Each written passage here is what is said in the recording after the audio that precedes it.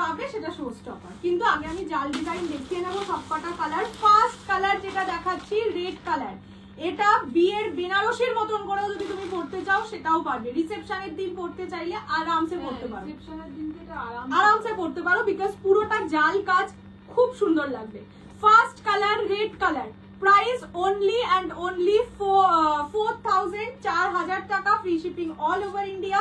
পছন্দ হলে স্ক্রিনশট নিয়ে হোয়াটসঅ্যাপ করবে 6290216509 এই নাম্বারে, ঠিক আছে?